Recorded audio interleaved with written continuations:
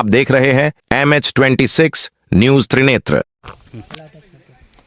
आताच आपण शेतकऱ्यांचं या ठिकाणी त्यांचं स्वतःहून विचार ऐकलो। संबंधित व्यक्ती हा शासकीय पदावर असून त्या शासकीय पदाचा गैरवापर करून सर्वसामान्य शेतकऱ्यांना दमदाटी करून जीवे मारण्याची धमकी देऊन त्यांच्यावर पोलीस गुन्हा नोंद करण्याचं धमकी देऊन त्यांनी रातोरात कोण्याही शेतकऱ्यांना न सांगता तिथं झाडं काढून टाकून देणं आणि रोड टाकण्याचं काम या संबंधित व्यक्तीने केलेले आहे। आणि समोरच्या शेतकऱ्यांना सुद्धा मागील 2 वर्षापासून नाहक त्रास या संबंधित व्यक्तीने करत असल्यामुळे शासनाला आमची विनंती आहे की या संबंधित व्यक्तीविरुद्ध नोटीस बजावून त्यांच्यावर योग्य ती कारवाई करून या उपस्थित सर्व शेतकऱ्यांना न्याय देण्याचं काम माननीय जिल्हा अधिकारी यांनी करावी। या चॅनलच्या माध्यमातून हे विनंती करतो।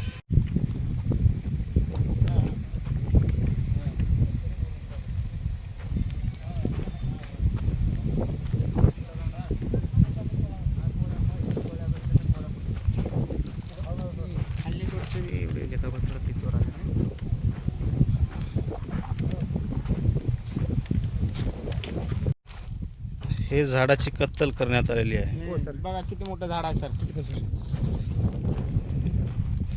पाहू शकता तुम्ही अनधिकृत शेतामध्ये जोर जबरदस्तीने झाडाची कत्तल करण्यात आलेली आहे। नमस्कार, मी त्रिनेत्र न्यूज चॅनलचा मुख्य संपादक वंकलार प्रभू। आपण या चॅनलच्या माध्यमातून मुखेड तालुक्यातील खतगाव या गावातील शेतकऱ्यांवर मागील 2 वर्षापासून जे काही अन्याय अत्याचार आणि त्या शेतकऱ्यांचा काही दोष तीळ मात्र दोष नसतानाही मुद्दाम प्रशासकीय व्यवस्थेमध्ये असणाऱ्या एका व्यक्तीने 2 एकर 2.5 एकर अल्पभूधारक शेतकऱ्यांना कोणत्या पद्धतीनं त्रास देत आहे ते आपण लाईव्ह या चॅनलच्या माध्यमातून प्रत्यक्ष त्या शेतावर जाऊन आपण ऐकणार आहोत। त्यापूर्वी छोटासा मी त्या प्रकरणाबद्दल स्पष्टीकरण देत आहे। जे काही तिथं रस्त्यासाठी मागणी होत आहे, त्या मागणी होत असताना हानेगाव ते मुखेडला जो हायवे रोड गेलेला आहे, त्या हायवे रोडच्या नजीक हा रस्ता आहे। आणि हा रस्ता लगत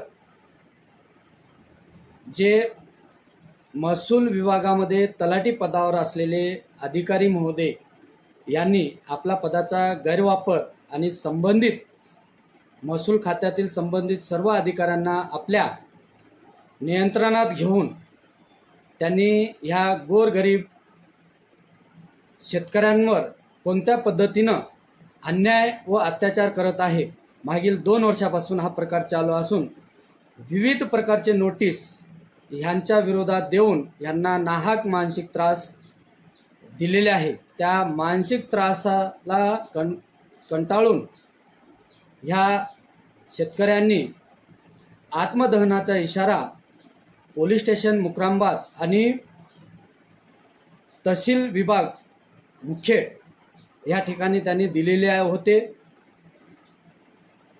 आम्ही प्रत्यक्ष ह्या ठिकाणी पाहणी केल्या असता आमच्या नजरेस असं आढळून आलेले आहे की 55, 56, 57 ह्या गटातून असा कोणताच पानंद रस्ता किंवा सीव असा कोणताच उल्लेख नसताना देखील ह्या महसूल खात्यात असलेल्या तलाठी पदावर असलेले महोदय यांनी आपला पदाचा गैरवापर करत ह्या शेतकऱ्यांना विविध नोटीस काढण्याचं काम मागील 2 वर्षापासून चालू केलेले आहे। तलाठी महोदय पदावर आहेत, पण त्यांचे नातलग यांना पुढं करून त्यांनी हा सर्व प्रकार करण्याचा प्रकार ह्या माध्यमातून दिसत आहे। आपण लाईव्ह पुढे या शेतकऱ्यांचं म्हणणं काय आहे आणि कोणत्या पद्धतीने त्रास यांना देत आहेत हे सर्व आपण या चॅनलच्या माध्यमातून पाहत आहोत. पण आम्ही या चॅनलच्या माध्यमातून आदरणीय तहसीलदार महोदय, SDM साहेब आणि जिल्हाधिकारी महोदय यांना विनंती करत आहोत की आम्ही प्रत्यक्ष लोकेशनवर जाऊन आलेलो आहोत. जे संबंधित तलाठी महसूल खात्यावर आहेत असे तलाठी महोदय यांनी त्यांना रितसर रस्ता पाहिजे म्हणून बरेच वर्षापासून अपील करत आहेत. पण मी शासनाच्या निदर्शनास आणू इच्छितो. आम्ही बाजूला आपल्या लाईव्हमध्ये नकाशा दाखवत आहोत. त्या नकाशामध्ये सरळ 55 गटाच्या बाजूनं एक शिवरस्ता गेलेला आहे.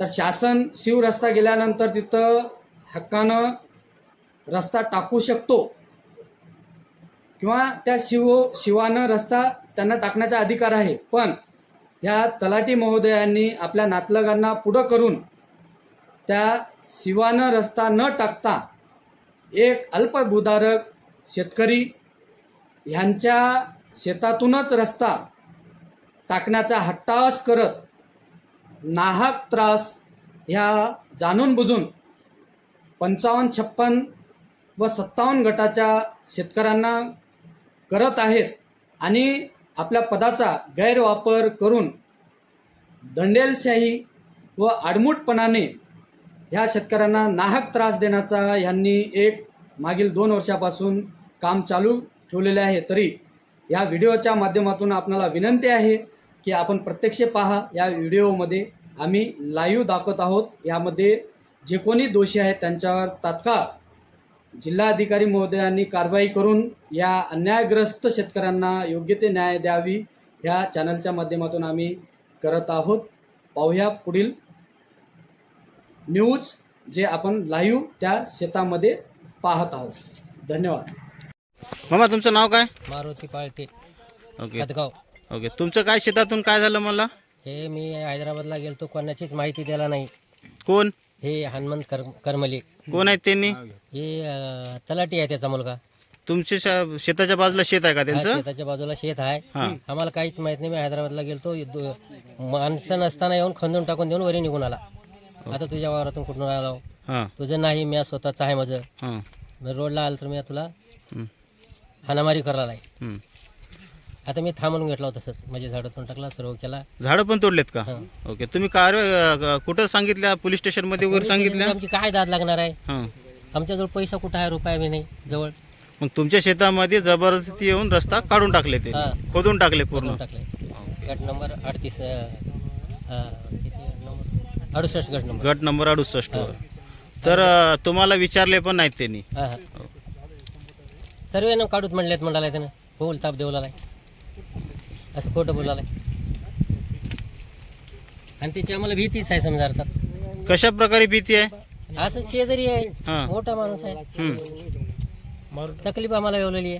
काय जोर जबरदस्ती केले तुम्हाला? का धमकी वगैरे दिले? धमकी काय? रोडला यायचं नाही, हात लावायचं नाही.